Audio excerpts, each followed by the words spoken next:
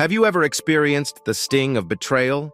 Imagine finding out that your closest confidants were part of a shadowy scheme involving a mind-altering drug that targets the unsuspecting, including my wife, leading to a twisted tale of deceit and manipulation. Amidst this web of lies, I uncovered the truth, a discovery that set off a chain of events altering many lives forever. I promise everyone involved will deeply regret their actions. This is my story. Enjoy watching it. It was nearly midnight when I arrived in the city and called home. I spent the last week on a work trip covering rural areas of my sales territory.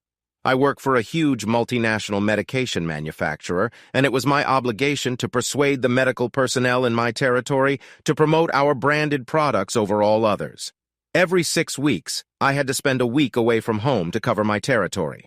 My day consisted of visiting one doctor's office after another, advertising our products and leaving free samples wherever possible, emphasizing the attributes that distinguish our brands from the competition.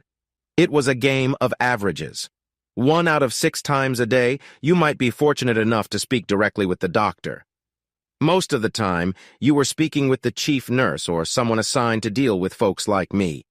My wife and I intended to pay off our debts before starting a family. I left on Sunday this week so I could arrive early in the week. In addition, when I completed my daily reports at 7 p.m. on Thursday, I received a call informing me that the regional sales manager had granted me permission to go home and take an extra day off with pay. I once again exceeded my quarterly goals. These trips at irregular times helped me get visibility while I worked in these areas. I worked unusually long hours on business trips, visiting various medical facilities after work hours.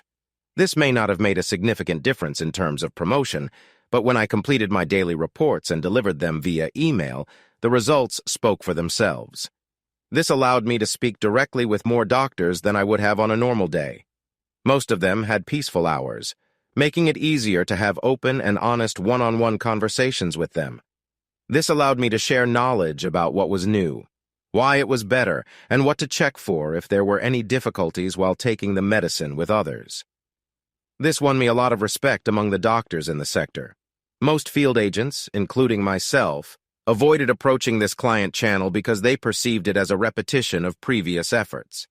I found that this was the best option to contact doctors directly because most of these operations handled clients without appointments after 4 p.m. to 6 p.m. It was their quiet time. As long as my other salespeople followed their daily visit schedule, they were happy. I believe that if you consistently go above and beyond the call of duty on the rare occasions when you don't follow through, people won't take you seriously. Perhaps my ambition stemmed from the fact that I was the youngest and newest member of the sales team. Some days I skipped lunch to reach out to a few extra connections. I must admit that I am a people person with a gift for persuasion that seems to put people at ease when they interact with me. On a personal note, if I chose to cheat on my wife, I would have lots of possibilities, particularly on the road in any city or location. There was always some young, attractive individual new to the industry for whatever reason, ready and willing to flirt with people they thought were in a higher position than the majority. Those who knew me on the field referred to me as a crafty dodger because I usually found a way out of difficult situations without holding grudges. My mother frequently cheated on my father while I was a teenager. We, 3 youngsters, were aware of this. We recognized the man's name and reputation. For years, I saw my father suffer from emotional torment. On the rare occasions when I ran alongside my father, we talked. He felt stuck and lost at the same time because of his beliefs about parental responsibility, and he remained in a loveless marriage. I was confident that he would take action when the time came. My mother treated my father like dirt. As a result, I promised myself that I would never allow myself to become like my mother. I couldn't, and I didn't want to purposefully hurt someone. One night, my mother and I had a disagreement. I called her what she was, a cheating girl. She claimed that my father lacks the strength to leave because he loves her too much. I warned her that her own comments might come back to her with enormous power. Mom learned the hard way how misguided she was. As soon as the last of his offspring, which is me, I graduated from high school. He got his retribution. They said it was an accident. But the facts still don't make sense to me. I still believe that because of what happened, his love changed to hatred, allowing him to exact revenge. My father confronted my mother and her long-term lover, who was also her employer, and demanded a permanent end to their relationship. My mother made the mistake of telling my father that he was not a man, and the only reason she remained with him was because he was such a wonderful provider. She then directly informed him that she would file for divorce now that their children had grown. He had only left the family home a few days prior to their separation. One evening before filing for divorce, my mother and her lover went to a new restaurant for the elite that had opened on top of a bluff outside of town. This was the place to be. Access to the restaurant was difficult because it was located on a steep bluff overlooking the Mississippi River. Therefore, most people took jeeps. It appears that the jeeps in my mother's lover's car were defective and provided incorrect directions. They missed the restaurant by 1 block and went off a cliff in the dark during a storm. Throughout their investigation, the authorities overlooked the fact that my father authored the code and could have easily programmed it to fail. Her parents and relatives had an excellent talk with my father about how to manage her funeral. He wanted to cremate her and nothing else. This resulted in a heated debate, so he told them about her relationship with the man she died with. They requested proof, so he provided it. He sent them a video in her own words. She revealed how long their affair lasted and how she felt about her husband and children. Let's put it this way. Her family gained a better understanding of my father's point of view after hearing the evidence directly from her. They could afford a lavish funeral for her if they so desired. But I would not come. None of us kids came since we all felt the same way. Her family eventually buried her secretly under her maiden name. The truth seemed to come from her own mouth. That says it all. Even her own relatives did not appreciate her. My father revealed her genuine thinking, and the death announcement appeared in the newspaper. When it was all over, I took the last corner and was about to head home when I noticed another car parked in our driveway. I paused at the edge of the road opposite the curb to collect my thoughts, as I was already on edge owing to my parents' relationship. I approached the house carefully, utilizing my cell phone's flashlight function to illuminate the darkness. I looked through the garage glass and confirmed that my wife's automobile was present. This implied that the strange car parked in front of the house was not a replacement and had no cause to be there at that time of night. I checked the license plates on the automobile and discovered they were local. My wife is allergic to alcohol, so she couldn't serve such drinks to guests. Upon realizing that the security system was off, I opened the front door. It was unusual. We normally set the alarm before going to bed. We installed and operated the alarm system daily as soon as we bought the property, following the burglary of the wife's family home when she was a child. I walked to my gun cabinet and got my double-barreled shotgun. I had no idea what was going on, but I wanted to be prepared for the worst. After loading it with 1 round, I removed my shoes and walked up the stairs to the bedroom. The door was wide open, and I could see them both soundly sleeping, to read about their passion for lovemaking. Thanks to 1 lamp on the nightstand, a massive man was sleeping on top of my wife's back. There was blood on the blankets. The place smelled like stale sex. It is time to make a decision. I silently went back to the living room to think. Should I go back upstairs and remove them like my father did, or not? I'm not sure how much time I spent pondering. I finally decided what to do. This was neither the time nor the place to accomplish what I believed my father had done, since there would be no way for me to go. Whatever they did, they couldn't claim that this was an accident. I had to accept that they were not worth spending the rest of my life in jail for. It appears that my wife was going through her period. This explains where the blood came from. Regardless of how you looked at it, it did not appear to be consensual intercourse at first glance. So I called the police. I called 911 gently, claiming that I had come home to find a man I didn't recognize, apparently sleeping following sex with my wife. I requested that they send the cops in through the front door, which was open. After the call ended, I returned upstairs. I could hear sirens in the distance. As I entered the bedroom, I fired a shot at the ceiling. Gypsum dust fell all around and on them, and they awoke to find a rifle pointed directly at their faces. Doug Drysdale and my wife, Jenny, were both startled and shocked. I was the last person they expected to see. This was going to be entertaining before they had a chance to compose themselves. As they sat down, I spoke. For the time being, I propose we all keep quiet. I claimed the police were on their way. I'm not a big man, weighing only pound 160 and standing 5'9". I'm still 32 inches around my waist. At school, I participated in athletics. I excelled across great distances. This was something I did every weekend because throughout the long run I could feel the strain leaving my body. My wife, Ginny, weighed around pound 110 and had a thin figure, firm buttocks, and stunning full breasts. Her height was at most 5 feet and 6 inches. She worked as an executive assistant for a law firm. We met during our first year of university and lived together for 2 years before marrying. I adored her and had never expected this. At that point, I knew how swiftly love can die. The man who had been with her earlier stood 6 feet 3 inches tall and weighed 250 pounds. He plainly had a 40-inch waist, and his torso was almost entirely muscular. He was also my boss. His boss. I realized the only thing keeping me from going to the hospital right now was the shotgun in my hands. To everyone who knew him, he was a total asshole. When the cops arrived at my house, they called my name, and I responded by pointing to the bedroom. They went into the room with their weapons drawn, fearing the worst. When I entered, the first thing they asked was that I drop my gun on the floor, which I did. One of the officers pushed my pistol away first, then put his own away. They asked me to put my hands behind my back, which I did. They promptly handcuffed me and led me out of the room. They advised me to sit in the living room until they finished investigating the area. Another police officer dispatched an ambulance to check on my wife. I knew they'd wonder if I'd shot her in rage. A police officer detained a naked man after allowing him to put on his pants. News teams captured footage of him being placed half-naked in the back of a police cruiser. They broadcast the story live. Photographs captured my wife, Ginny, during her transfer to the hospital in an ambulance. This is where things became more fascinating for me. I was going to be the focus of attention. A female detective arrived and took command. After speaking with 2 cops who were examining the scene, she approached me.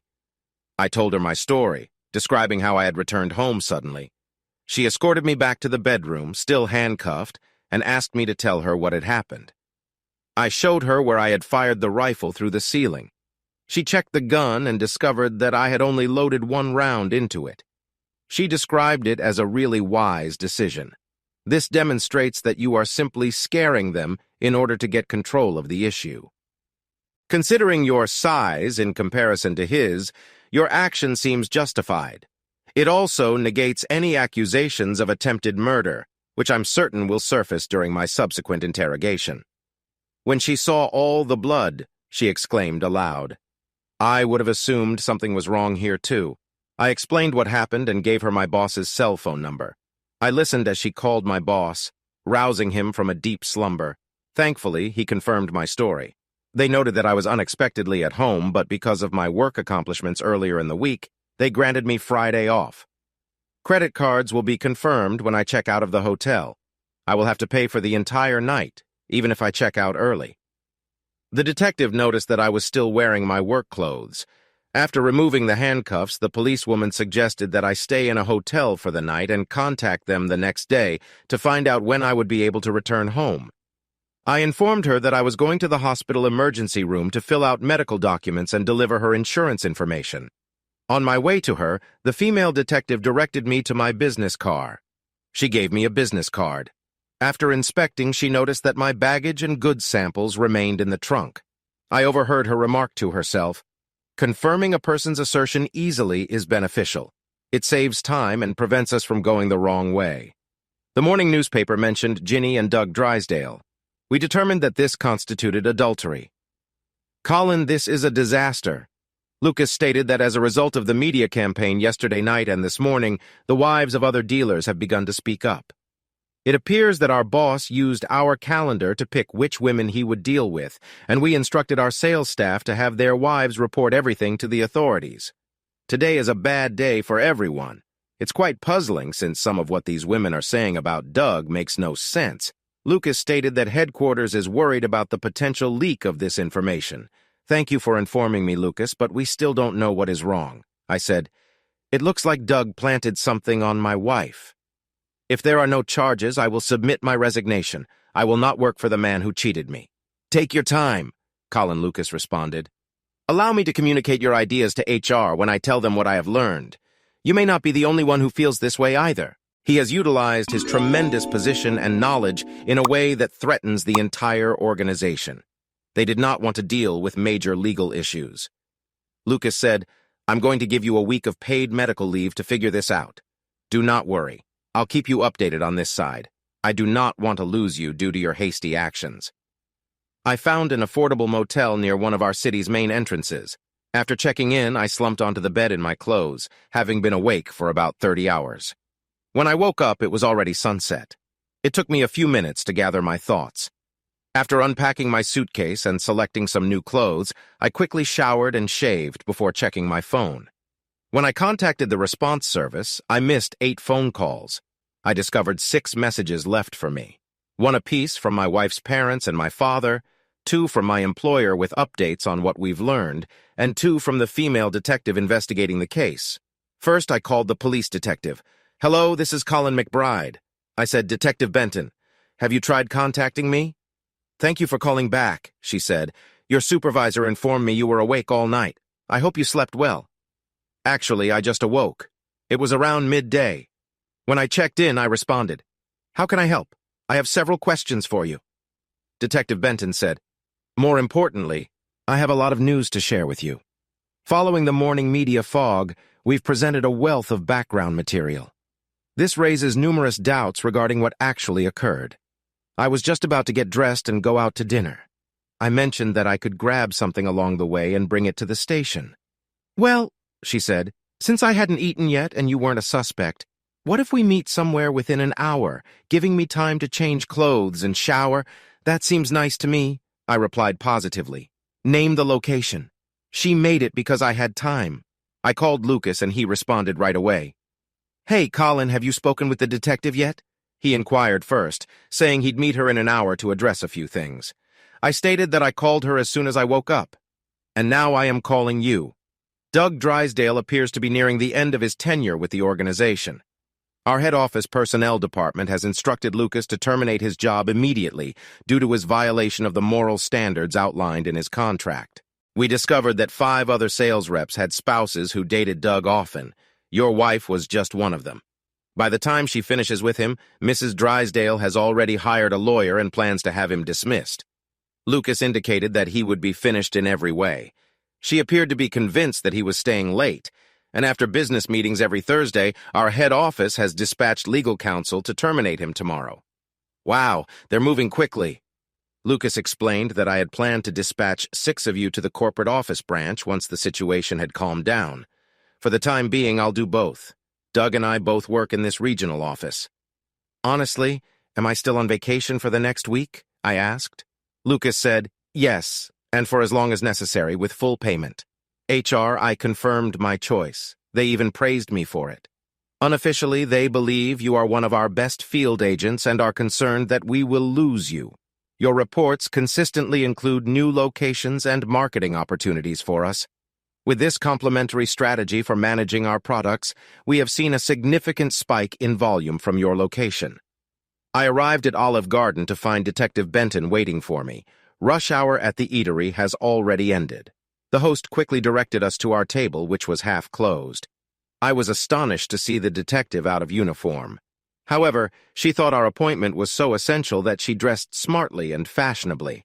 I like seeing the lady in the dress, and the one she wore was meant to impress. If she was aiming to impress me, she did an excellent job. Detective Benton was blonde this time, but I could see hints of her dark side. She was roughly my height and had a good physique. If I were free, I'd like to know where this might lead. I wore black pants, a soft yellow shirt, and a black sports jacket. It wasn't particularly special to me because it was what I wore to work. As soon as we sat down, she told me that toxicology tests revealed no illegal chemicals in my wife's blood.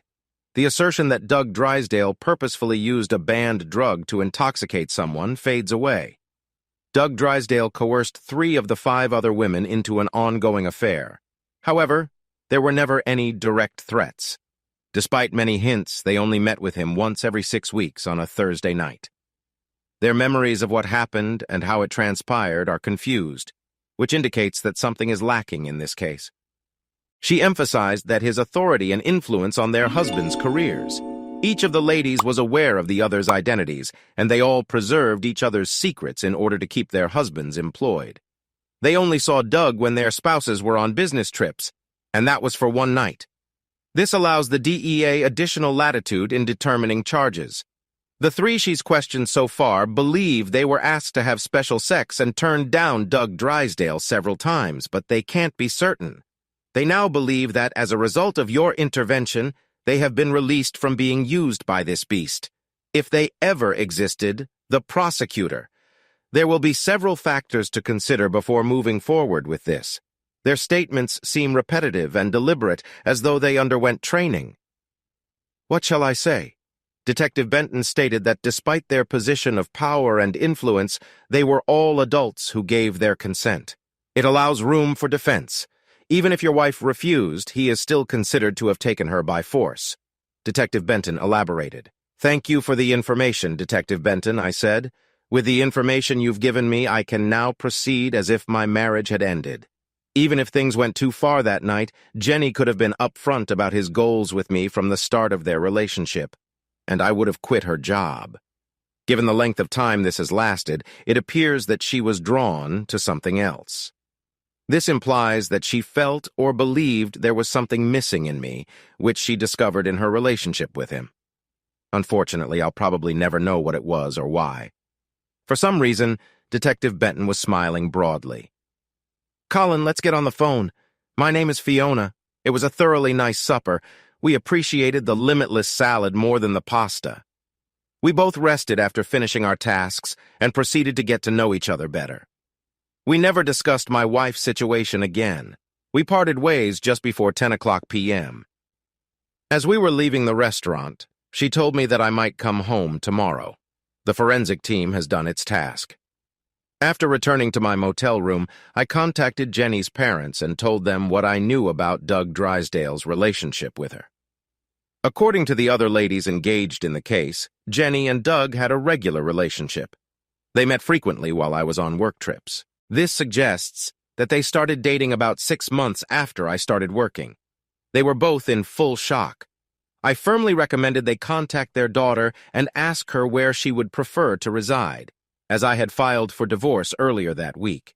When I spoke to my father, he complimented me on how professionally I handled the situation. He offered me the option of moving in with him until I resolved the situation. I assured him that I would think about it. On Sunday morning, I did something I hadn't done for years. I went to church. I stepped in shortly before the service began, carrying the Bible I had acquired from my motel room.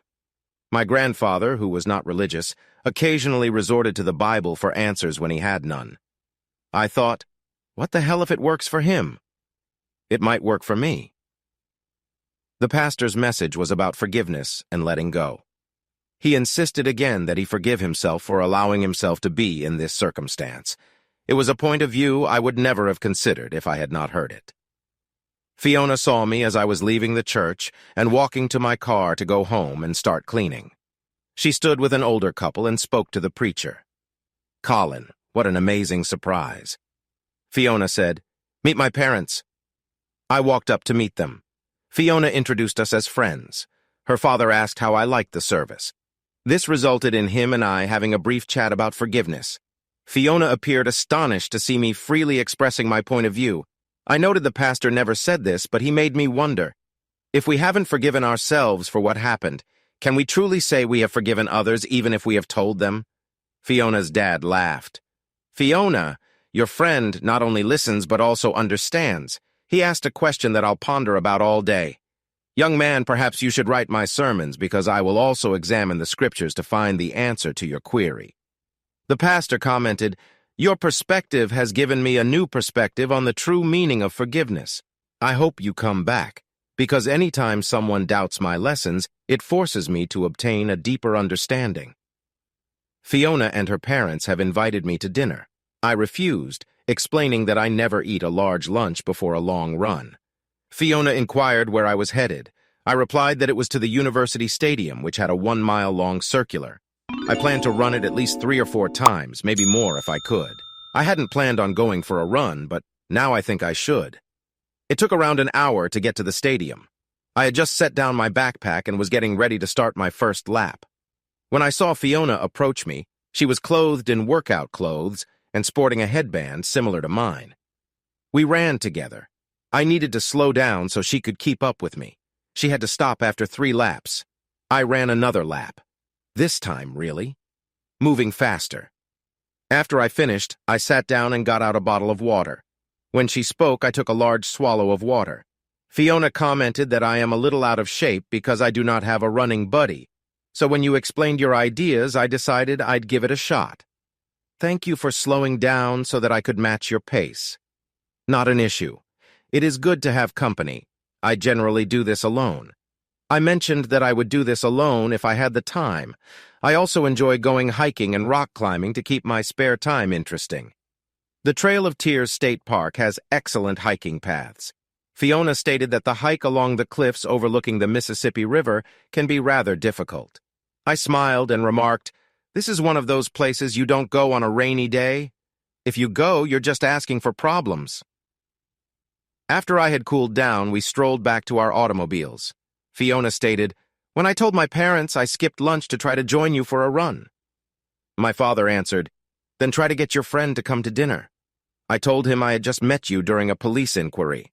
He smiled and stated that if that didn't scare him away, he wasn't the one in trouble. Right? To be honest, I was considering doing something. I stated that I was as angry as I could. To be honest, we had all been thinking about it. Fiona responded, "There are times when I believe the simplest solution is to place a bullet between someone's eyes. But our values will not let us do that. If I weren't so emotionally weary, I would gladly accept your parents' offer, but I need to sort my emotions out first. It's best that I don't do this." Fiona grinned and replied, "That's exactly what I expected you to say. Call me next weekend if the weather is nice. We can go camping." I said I'd call and went home to begin cleaning. I got home and changed into jeans and a t-shirt. I shifted my belongings to the guest bedroom. I was about to pick up some garbage bags when I heard a knock on the door. When I opened it, I realized that it belonged to my father and mother-in-law. They were as sad as I was. They went to Jenny but couldn't find out anything. My father-in-law assisted me in removing the mattress and bed base from the residence. My mother-in-law packed the linens for the trash. They informed me that they were there to pick up Jenny's clothing and personal items. We worked together to carefully pack everything. I made it obvious to them that I did not believe it was their responsibility. This inspired me to share what I'd learned thus far about the problem. After I stated my thoughts, they had a greater grasp of why I felt the way I did. Even they couldn't figure out what Jenny was thinking. We both agreed that there must be a lot more to figure out. After they went, I vacuumed up everything I could. This gave me time to contemplate. Something did not work out in this entire circumstance. I strolled over to her dressing table, laden with every conceivable item. Jenny never left the house without cosmetics. I discovered the vials in the dresser's top drawer toward the back. There were 7 of them, all labeled test samples of a medicine in pill form that I couldn't identify. I only discovered them after removing the entire box. I called Fiona immediately. The cops returned to my residence 15 minutes later, taking photographs of how and where I found the evidence. They entered the master bathroom and dumped the little trash can into the trash. They discovered 2 empty bottles. Fiona arrived dressed almost exactly like me and started right to work. I overheard them conversing. Fiona stated that they would need to find out from the pharmaceutical manufacturer. I worked to fulfill the drug's intended purpose, prioritize treatment. Fiona commented, "It looks like this might be the trigger. We've been looking. We'll need to obtain warrants to search the other women's residences. See Judge Davidson on that." Fiona called briefly after the team had left. "Take anything you need, Colin." Fiona responded firmly. "You are coming with me. I am not going to let you sit here and wonder about something that does not have a solution right now." "Where are we going?" I asked, locking the doors. My parents decided to host an impromptu cookout for anyone in the family who wanted to attend. "I hope you enjoy volleyball because knowing my family, I'll probably drag you into a game or two," Fiona said. "Is it reasonable to anticipate your family's scrutiny?" I asked. Let's go to the supermarket so I can get something for the table. Fiona laughed and replied, "We'll wait and see." While I was at the grocery store buying sausages and buns, I chose a lovely bouquet of spring flowers in a vase for her mother. Fiona's eyes lit up as I returned to her car. "This is for your mother because I am still a married man," I said. Thank you for the invitation." We didn't chat much the rest of the trip, but when we arrived, there were already 4 or 5 cars on the scene. We strolled around the garage and out to the backyard, where everything was in full flow. Fiona's mother was overjoyed with the flowers, stating that it was the first time she had received flowers from anyone in a long time, let alone a guest. We played 2 volleyball games before someone proposed a touch of American football. After the football game, everyone was amused that Fiona had brought a true professional. Everyone teased her as a joke. I observed a small girl sitting alone and forlorn on the side, so I approached her and sat next to her. She was approximately 6 years old and had Down syndrome. I introduced myself to her while sitting on the grass. I'm not sure what I did, but her eyes lit up and a smile spread across her face. Everyone fell silent when I told them the story of a lonely monarch butterfly who couldn't fly and feared she'd never be able to. By the time I finished, the little girl was smiling because she realized that the small butterfly needed time to acquire strength and dry its wings. After I finished, it was time to eat. A small girl sat next to me. She inquired why I took a little of everything. I muttered that I didn't know who cooked it, so I wanted to be sure I liked it before ordering more. She laughed. Fiona's mother's neighbor commented, "Thank you, Colin, for making my granddaughter feel like a real person." "It's been a while since I've seen her like this. She's a real person," I said. "We must recognize that they relate to us and the world in their own unique way. To have a relationship with such a great individual, we must be open and willing to adjust to them as they do to us. This is more challenging for us because we are so ingrained in our behaviors." Unlike others, I remained mute when I noticed tears in the woman's eyes. After dinner, I called my sister to tell her about the little girl I met and proposed that she and her daughter meet. My sister was in favor, so I gave my phone number to the baby's grandma. She lost both her parents in a vehicle accident a year ago. Her grandmother overprotects her because she is so busy caring for everything. Fiona asked, "Who is she talking to on your cell phone?" My sister and her daughter are in the same predicament. I said. Both girls seemed to be looking for a companion who was similar to them. Fiona leaned up to me and gave me a soft kiss on the cheek. Everyone noticed but didn't say anything. Fiona's mother found out about what I had done from her neighbor as we said our goodbyes for the night. "Colin, thank you for everything you did. Elizabeth is overjoyed that she will finally be able to speak with someone who is going through the same thing as her. They will meet in the park tomorrow after school," she stated. "I'm not sure what brought you two together, but my husband and I hope to see you again." Fiona drove me home and I offered to make us coffee, but she declined, saying she was going to work to see what else she could find out. On Monday, I asked the construction company to come and repair the master bedroom ceiling and repaint the entire room. I summoned a trash disposal business to deliver a container.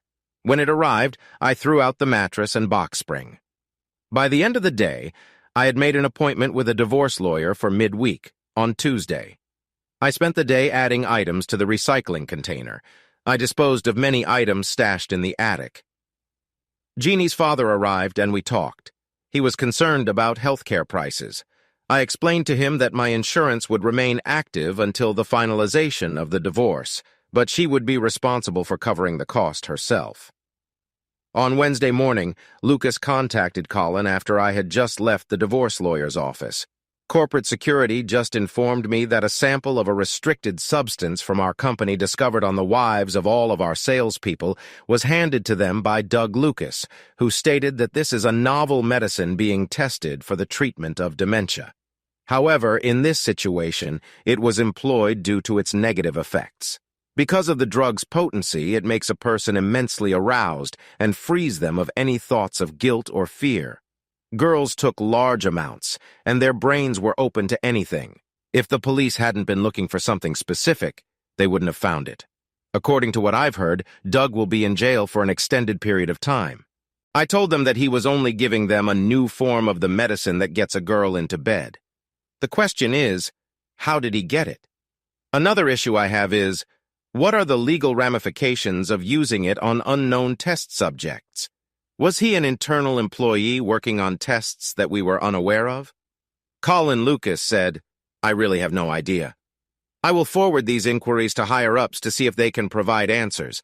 You better, because it appears that the firm was attempting to hide their asses. I indicated that after this talk, they fired Doug so swiftly that I felt compelled to contact Detective Benton. I asked for her email address. I got it and replied with my own. I returned home and sent an email to my boss, Lucas, detailing the conversation as I recalled it. Then I submitted it. After this, I texted, check your email. It may be important. Around 3 p.m. I had to sign for the receipt of a registered letter from Mrs. Douglas Drysdale. It was an invitation to meet in person that included her phone number. I called her and we decided to meet on Saturday afternoon at a tiny, isolated restaurant in Poplar Bluff. I was intrigued by why she chose such a remote location. The contractor spent Thursday and Friday refurbishing the master bedroom. Legal notice of the divorce reached Jeannie in her hospital room. Fiona called late Friday night to ask whether we were going camping. I mentioned what I was doing on Saturday, and we arranged to meet at the state park on Sunday at 10 a.m. Mrs. Drysdale was a very gorgeous middle-aged woman. Over dinner, we discussed our divorces. Just before we left, she handed me a huge envelope. Colin Lucas was telling me about the questions you raised about my husband's current corporate position. Mrs. Drysdale stated, inside the envelope are confidential documents that will answer your questions for reasons I cannot explain. I must remain in the shadows, so be very careful with these materials. Some parties may take drastic measures to prevent their disclosure because they are so incriminating. After reviewing the file in my car, I realized why she went to such lengths to provide me with the information. I called my father for advice on what to do. Dad, I just got my hands on some really devastating inside information. I said I didn't know what to do. This is a legal document describing what occurred behind the scenes between Doug Drysdale and my employer. It paints a vivid image of what occurred, and it's horrible. Are you home? I asked my father. No, I am driving back from Bluff, I responded. Do not go home. We could follow up with your source. Dad responded, come here with the information and we will scan it. I'll forward it to an organization that is recognized for asking questions, but never exposing their sources. You'll have to determine who to mail it to and who you believe is incapable of corruption. I went to my father's and scanned everything into his computer after he read it. This is very incriminating information. It demonstrates that the pharmaceutical firm told the government falsehoods. They are testing a mind-altering chemical for the Pentagon and have assigned select upper-level executives to use it on unidentified individuals. My father spoke loudly. Doug Drysdale's reports on the 6 ladies he chose over the last 2 years provide proof of this. In essence, all 6 spouses he had were nothing more than unwilling sex slaves. They kept their personalities and submitted without inquiry when ordered to forget what they had done. They forgot. My father submitted the material to Wikipedia and sent it. My father printed off a copy of the file. I located the police station's address and addressed the new envelope to Detective Benton while wearing medical gloves, using gloves. I grabbed the freshly printed copies and put them in a self-adhesive envelope. After weighing the gift, Dad let me use his meter to place the appropriate stamp. Do not tell anyone. Put the envelope in a mailbox without cameras. Dad stated that Wikipedia will not post anything until their legal team has vetted it. Simply remember to use surgical gloves when handling it. We don't want others to know we had access to it. The problem with Wikipedia's arrangement is that, despite the fact that documentation reveals the operation was established and sponsored by the federal government during Obama's presidency, all of the blame will fall on Trump. Dad then copied the file to a flash drive and removed it from the computer with a secure deletion application, leaving no trace. We burned the original documents in the fireplace. Why is it so hard to find a mailbox? I chose to reset it in the dark of night. I parked my car a block away and dropped it off in a popular area. Fiona was waiting for me at the state park with the largest smile I'd ever seen. While I was putting on my hiking boots, we talked about numerous topics. Elizabeth's stress levels have decreased significantly, according to her mother, as a result of her new friendship with her sister. Fiona stated that Katie and Sophie, like many children, begin to form strong friendships. It helps Sophie break out of her shell. "Has my sister introduced Elizabeth to the local support group?" I asked. "I am not sure. If I learn anything, I'll let you know," Fiona said. I took my camera bag from the car. I packed my Canon EOS camera designed for photographers seeking to capture breathtaking views and intricate details of their subjects. I adored it because it allowed me to get close-ups and distinctive shots of anything I was shooting. We went trekking. I showed her what it looked like before continuing on. One of the nicest images I captured was of a ladybug poised to fly away from the flower's petal. It was sitting there. I attempted to photograph Fiona whenever I could. I really enjoy the ones where she shows her drive to complete challenging sections of the climb or descent. We spent time discussing the plants and animals that surrounded us on our tour. When we got back to our automobiles, it was about 4 o'clock in the afternoon. The hike, which should have taken 1-2 hours, took us about 6 hours. Neither of us discussed the circumstances that brought us together. Not once. Fiona stared as I unlocked the trunk and put my camera bag inside, taking a small cooler from the trunk. I inquired whether she had time for cheese, crackers, and white wine. When she responded okay, I instructed her to grab the basket and close the trunk before placing them on the picnic table. I unpacked the tablecloth, cutting board knife, and 3 different varieties of crackers. We spent the following hour learning more about each other and our own paths in life. Before leaving, she thanked me for a nice day and kissed me on the cheek. Around 7 p.m., I pulled into my driveway. I was astonished to discover my boss, Lucas, waiting for me at my door. "Hello, Lucas. What's wrong?" I said it with a sense of fun.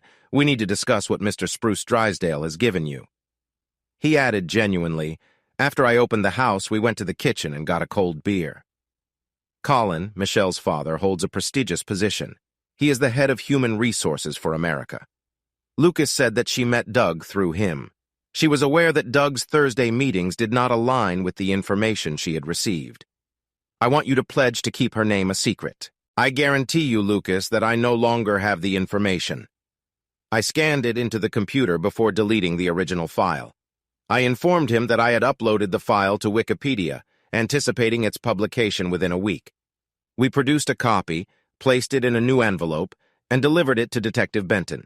We used surgical gloves to guarantee the absence of fingerprints. When we finished, we wiped the hard disk using the same disinfectant that Hillary Clinton used. We burned the original file she provided me and the envelope containing it in the fireplace. Lucas grinned as he spoke. "I told Michelle you would handle it without holding anyone accountable. Thank you for proving me correct.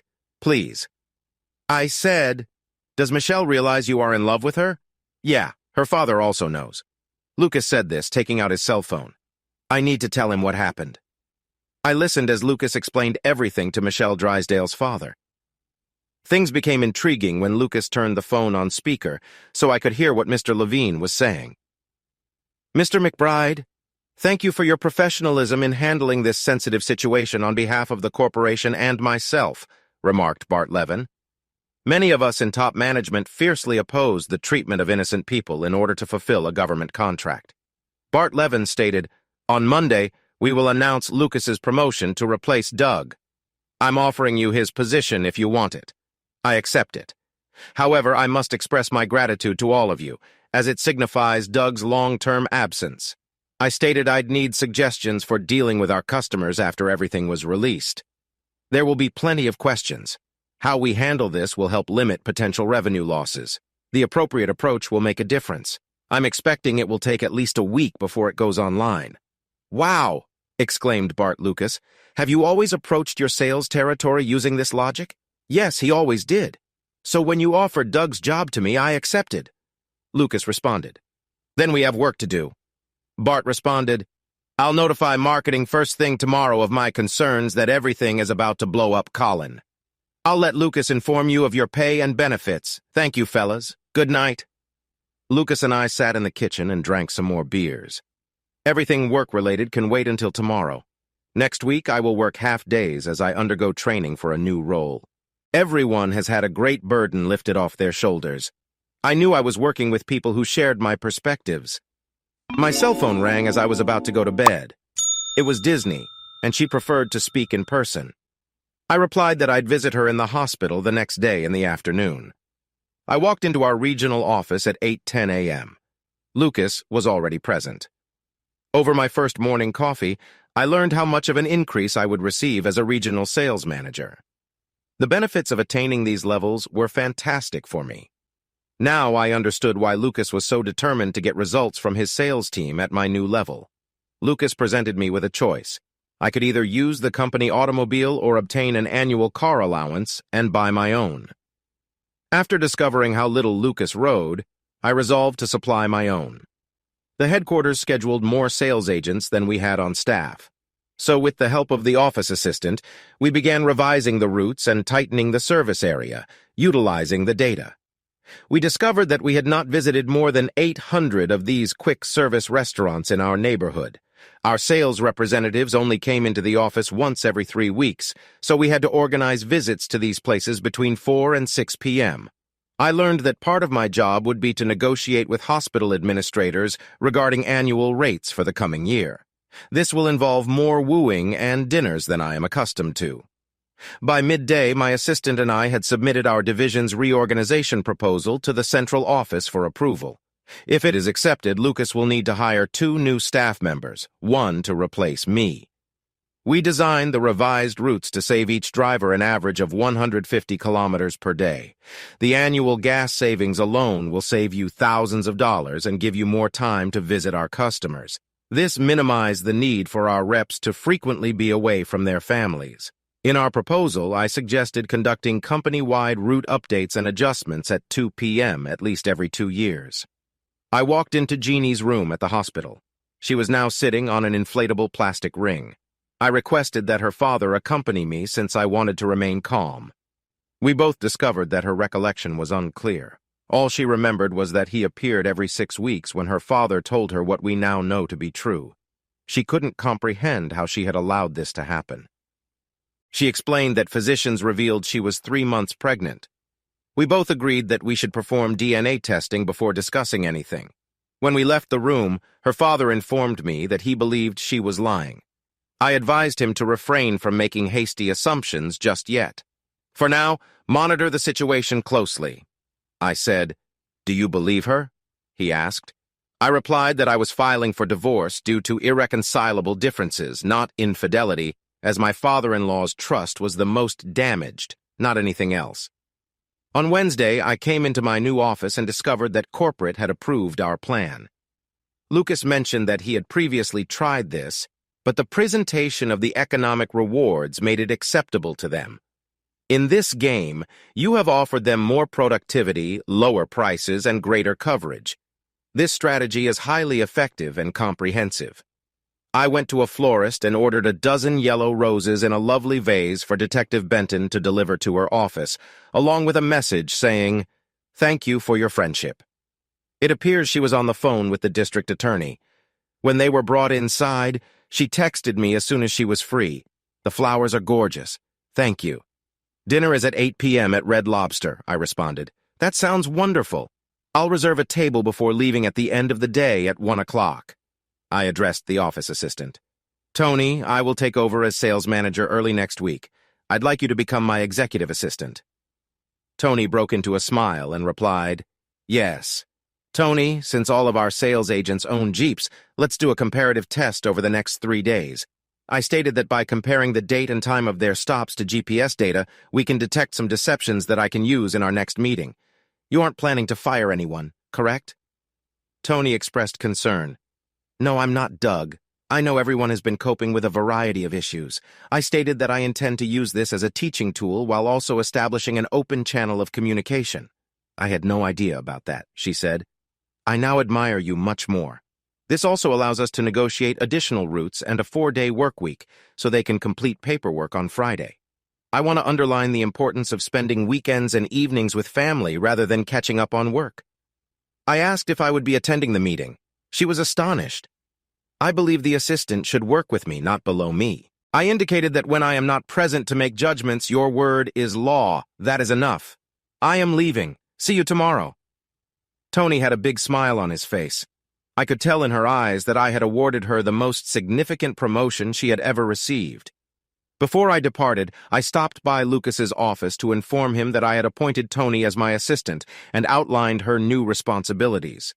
Lucas paused for a moment to contemplate what I had said. Then he contacted his secretary, who had transferred to work with him, and told her about her new title and the obligations that came with it. "Sherry, let me clarify. If I am not there and Colin requires approval or disapproval, it is up to you as my assistant to act on my behalf. I will fully endorse whatever you say to him. You will participate in all aspects of my work." Lucas emphasized that we'll all be on a learning curve for the next 3 months, so bear that in mind while we make decisions. Now I need to phone Brad and persuade him of this. Lucas added, "Tell him the truth. Because marketing has not protected us from the media storm that awaits us, you and I have collaborated to develop this new program to protect our employees and their families." I explained that our goal as a sales team is to safeguard our employees and their families and to ensure that what happened does not happen again. Lucas laughed. "You take the opportunity while you can. If this succeeds, you'll go up the ranks faster than anyone I know." Then an SMS notice arrived. My cell phone is examining it. I saw. "I'll wear jeans tonight if that's okay," I responded. "Good for me." Then I called the restaurant to arrange a reservation for 8. Lucas remarked that judging by the look on your face, whatever it is, it was excellent news that prompted you to reserve a table at the restaurant. "I was just having supper with a friend," I responded. "Be wary if it's Detective Benton." He remarked, "Your marriage material is in her eyes," with a small giggle. "When I met with her to confirm your departure time, she had a lot of questions. We talked. She told me that she was already aware that your marriage had ended and was quite pleased with how you handled it." On our way home, I went to a stationery store to buy a frame and some photo paper. I photographed Fiona's bright face staring up at me after she tripped and fell while rising in a challenging location. It was a photograph that captured the richness of her sparkling eyes, which shone with shared happiness. It was as if you could see her laughing right then. I printed the photo at 8 by 10 inches and used a paper cutter to trim the edges. I then framed it in the wooden frame I chose, which nicely highlighted the image. We uploaded the remaining photographs to the cloud for sale and advertisement as computer screen wallpapers. Finally, I placed the artwork in a little gift bag and wrapped it in construction paper. Fiona and I met at Red Lobster at 8 o'clock and went inside. She noticed the present bag but said nothing. We ordered a lavish feast for me. She wanted the scampi. I allowed her to choose the wine. She absolutely enjoyed their cheese biscuits. We both ate salad while we waited for the meal to begin. I gave her a surprise by stealing the gift bag. She opened it. It was amusing to watch her eyes sparkle with delight. "It's wonderful. I don't think I've ever seen a photograph that so accurately represents me." Fiona asked, "Can you make another copy?" "Of course. It simply takes 1 minute to print." "Why?" I inquired. "I'd like to give a copy to my folks," Fiona remarked, "because they will steal this one from me as soon as they discover it if I do not. Do you want me to frame it for you, or do you prefer to do it yourself?"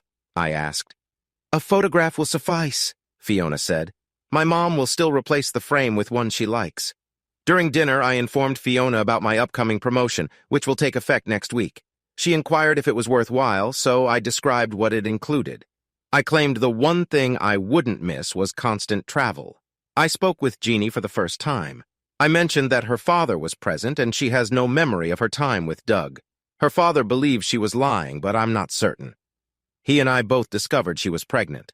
So we will conduct a DNA test. On that subject, remind your soon-to-be ex-father-in-law to keep an eye out for the DA's statement on Friday. Fiona stated that this will explain a lot to both of you. I'll go take her statement tomorrow. The charges will become public at that point. I asked if she wanted dessert, and she declined.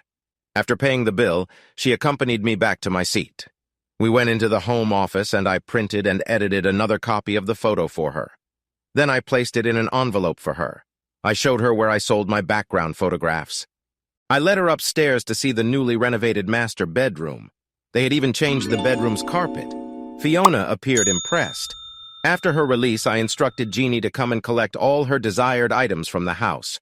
Following that, I would change the locks and the alarm code. "You have yet to reorder the bed mattress set." "Why?" Fiona asked. "I hope Jeannie takes it, since I will never sleep in it again," I responded. If not, I'll phone Sally Ann so she can come fetch him. She replied with an abbreviation or moniker for the Salvation Army. I explained that my family always sent them goods to sell, so I suppose you could call it a family tradition. She accepted the envelope and approached the front door. I followed her. She turned to face me. I leaned over and gently kissed her on the cheek. After that, she slid out the door. I was at work waiting for Lucas when he stepped through the door. I have already made my first cup of coffee. What exactly did Bart say? I asked. I have not heard a word yet. Lucas answered, I don't think they will go for it. Send him a text if you can only inform him. I responded that the DEA will be speaking publicly on Friday. Perhaps this will encourage corporations to act. Lucas stared at me with a puzzled expression. Detective Benton? Yes, but it is no longer the detective. It's Fiona, I responded. We are becoming pals. That's how it began for Mitchell. He answered by sending a text message. Lucas's cell phone rang almost immediately before he answered. He claimed it was Bart. He advised the marketing staff to be prepared, but they dismissed it. Lucas turned on the speakers. I listened to what they were saying for a while. Gentlemen, I will respond once the DA speaks. I answered, both of you will act as if you know nothing. Brad, if you are asked on Monday morning, you can say everyone you spoke with and what I said. I suggested that you buy the corporation. It's time to come up with a credible solution. Brad said, we're saving our skin again, Colin. But how are you going to pull this off? Easy. I'll be in the throng listening to the district attorney. When he issues his press release, I replied, okay, gentlemen. You both now have executive assistants as part of a test program, Bart said, for a year. Finally, we will make a decision based on the results. Lucas gave me a smile. He then said his goodbyes and closed the call. Well done. Are you confident you can pull this off? Just 1 minute, I will call you, I said.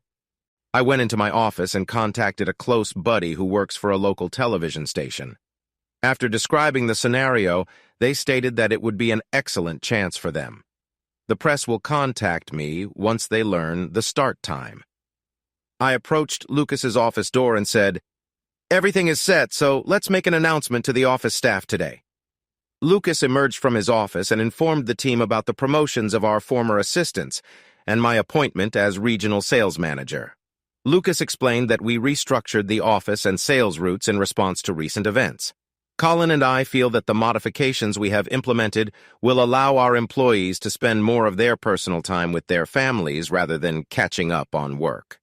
We have taken these steps to ensure that this doesn't happen again. As I departed around 1 p.m., there was a palpable sense of newfound enthusiasm. It was amusing to see Fiona standing close to the DA when he presented what they discovered during Doug Drysdale's probe. Under the guise of experimenting with a novel method of contraception, all 6 girls received psychoactive substances. They eventually announced the charges against him. If proven guilty, he faces a lengthy prison sentence. I stood at the entrance to the hall, dressed as I always do on weekends. Fiona eventually spotted me, and she smiled. The media frenzy had been going on for approximately an hour when I entered the room. As soon as they saw me, they asked if I had anything to say. I made it clear that I was speaking on behalf of the regional office's whole workforce, not the corporation. I described the changes in the regional office's management structure as well as the appointment of 2 female assistants for the management team. I underlined that we had modified our sales routes and employed more sales reps to ensure that this did not happen again at our regional office. As a result, our salespeople had to stay at home every night for us at the regional office. I can now state that our staff's family structure is extremely significant to all of us. This regional office will focus on maintaining our employees' moral principles. After the commotion subsided, Fiona took my hand and escorted me to the district attorney. I commended him on the insights and facts he revealed. You were very tactful in protecting the regional office while leaving the firm to its fate.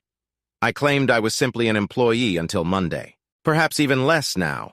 The district attorney stated, if you lose your job because of this, believe me, by the end of the week, you will have a job twice as good. Everyone who watches this on national television will want to join their squad. You've demonstrated that you're an expert diplomat. Thank you for the compliment, I responded. Fiona stood next to me the entire time, clutching my hand as I drove her to her car. Fiona stated, "I gave my mom the photo last night. She felt it was the best photo of me she'd ever seen, just like I did. Both of my parents want to take us to supper as soon as I can arrange everything." I laughed and spoke, "But I am still married, in name only." Fiona stated, "I saw you throw your wedding ring in the trash on Thursday night because your love for her had died. I will be here till you are ready to love again. Better call your mother and make this supper materialize." I said this just before kissing her on the lips for the first time. Fiona called her mother. It amused me to hear her mother squeal with joy. They chose to go to a more costly restaurant in the casino at 8 p.m. I last went there with my parents when it had just opened, and we all thought it was a flop. Jeannie texted me to say that her family would assist with her move on Saturday. I promised to make sure I wasn't around. This will give her the freedom to make her own decisions without having to argue with me. I followed Fiona to the property she rented. Fiona took good care of him, and she had 2 female cats. While I waited for her to change, I got into my answering machine and changed the message to, "I need some alone time.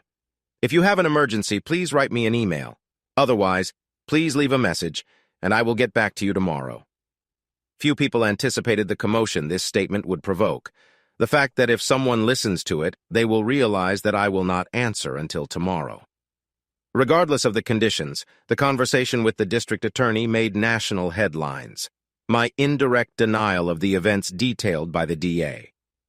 Many concerns arose when the DA exposed the procedures put in place to protect people at the regional office, particularly when it revealed that my soon-to-be ex-wife was one of the victims of an unlawful human trial. Surprisingly, the dinner at the expensive casino restaurant was better than the last time I tried it, but it's still not worth discussing or explaining the price on a Friday night in the Cape when the restaurant isn't busy. He said a lot.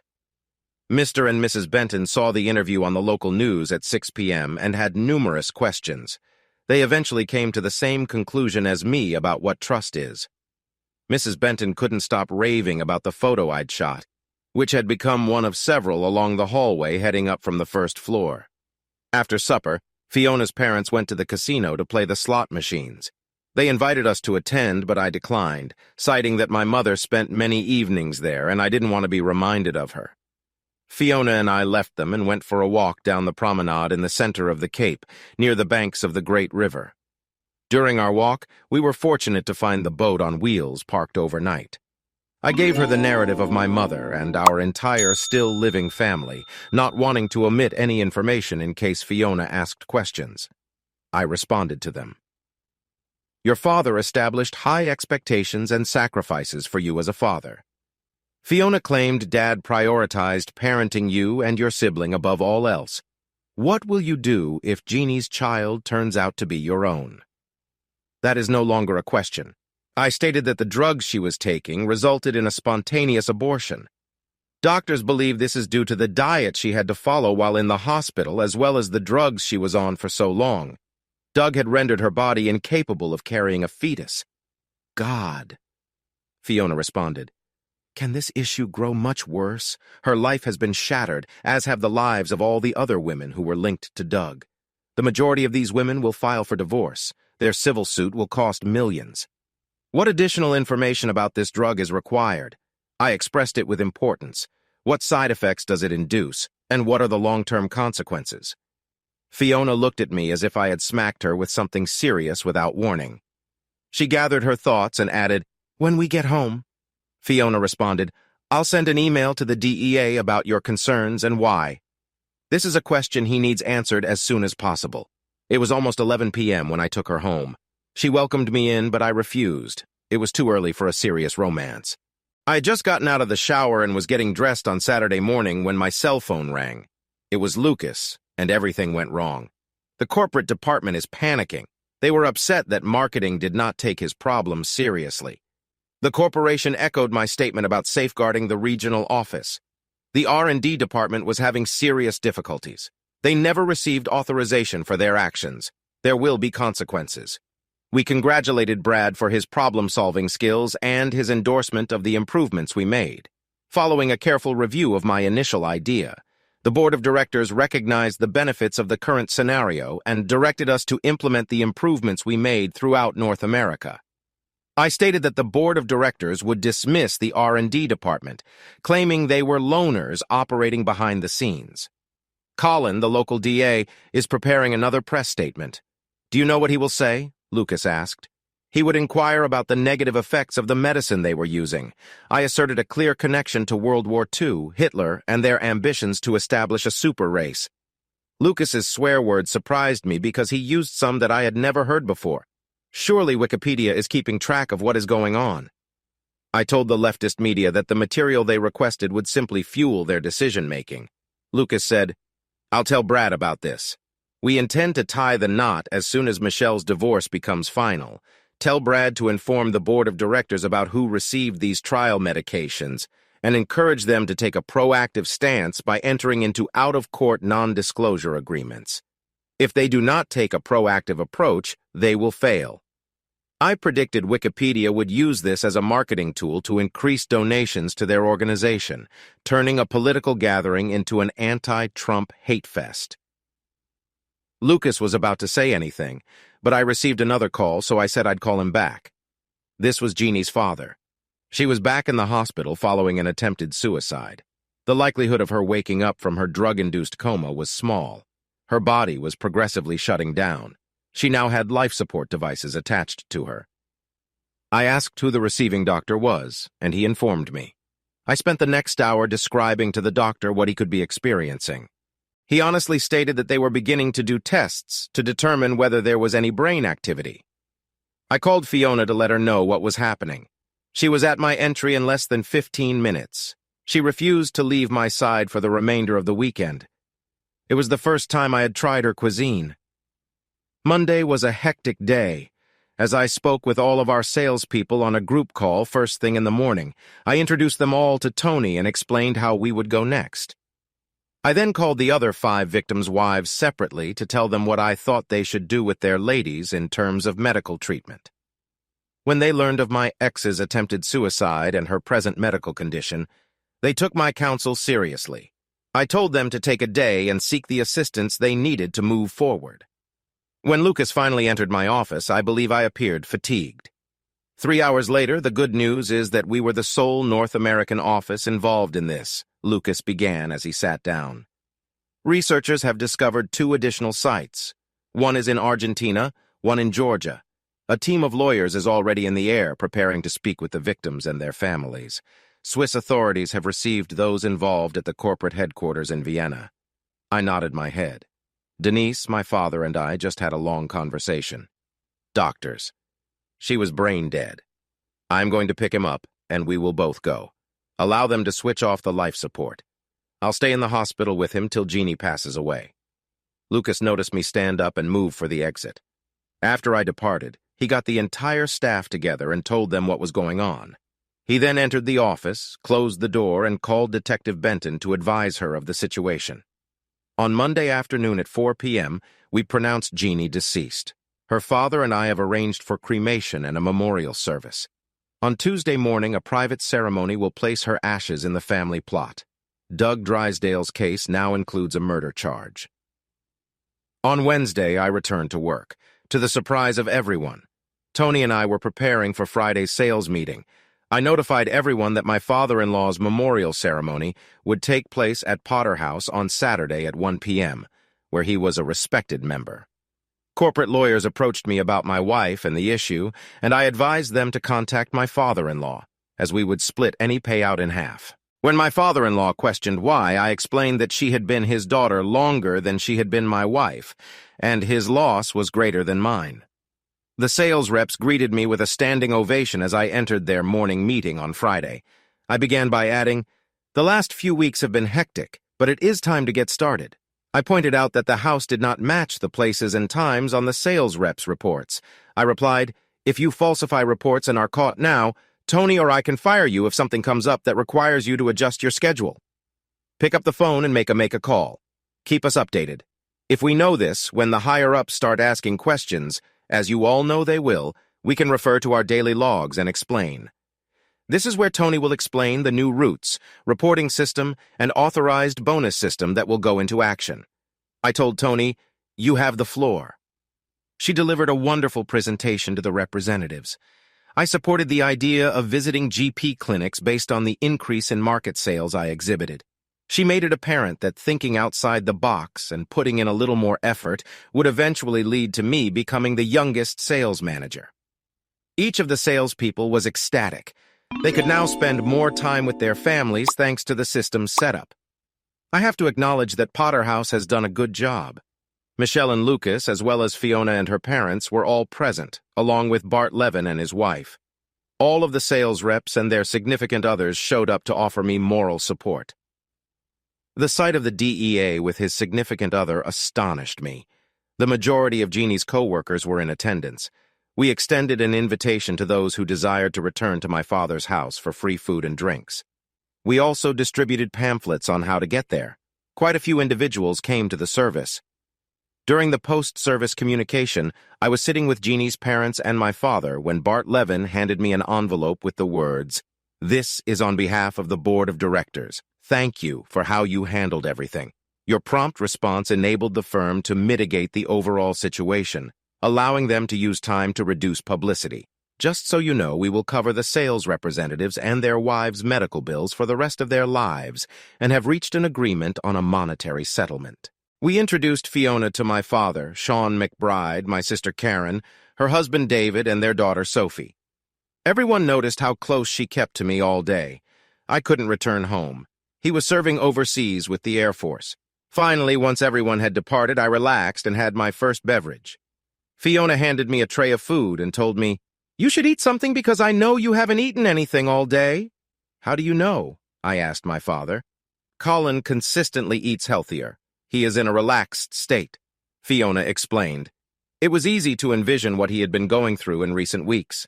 My sister, always curious, inquired, "Okay, Fiona, tell me how you met my brother." With a smile in her eye, she expressed her affection for me. Control called me on Thursday night because they suspected a shooting had occurred. "The first time I met your brother, he was sitting on the couch in handcuffs, smiling." "Colin, was she the detective who looked into all of this?" my sister inquired. "Yes," I answered.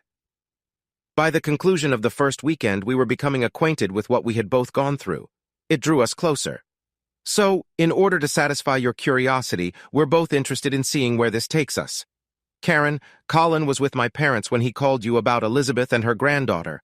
I urged him to come so he wouldn't be concerned about unanswered questions. Fiona claimed that she was watching him interact with Katie. That made me want to get to know your brother better. Our region has recently had 2 of its best quarters ever. Overall growth in this sector was among the top 100 around the globe. We had numerous reasons to rejoice. My ex-father-in-law was able to retire early. Even after sharing with me, the portion we signed up for guaranteed him a lifetime of security. Doug Drysdale's trial concluded with a conviction on all charges. I sold the house and belongings and moved in with my father. I kept the 2,000 shares the board of directors gave me in a safe deposit box at the bank. Fiona and I are still together. Her birthday was on Sunday. Her parents hosted a birthday party at home. This time, my entire family will be present. Even my brother John, who was home on vacation. It was a pleasure to see Fiona open her birthday presents one by one. I retreated without saying anything. It was amusing to hear whispers. I had nothing for her, and everyone questioned why. Just as Fiona was going to thank everyone for their excellent presents, I approached her and halted her in her tracks. "Fiona, you promised me you'd wait until I was ready to love again." I'm not sure when it happened, but it did. I said this while lowering myself to one knee and removing the ring box from my pocket. "Fiona, would you marry me?" Fiona was just as shocked as everyone else. Except for one thing, we had not even discussed it. Fortunately, she replied yes. We sealed our bond with a public, passionate kiss. The birthday became an even bigger celebration for both of us. Later, we went back to her rented house and celebrated in our own manner. We were becoming heated, so I started undoing my buttons. She said, "We'll both have to take a cold shower because I'm not taking my pills." Subscribe to our channel to ensure that your second boyfriend does not cheat on you. And now listen to the next story, because this one pales in comparison.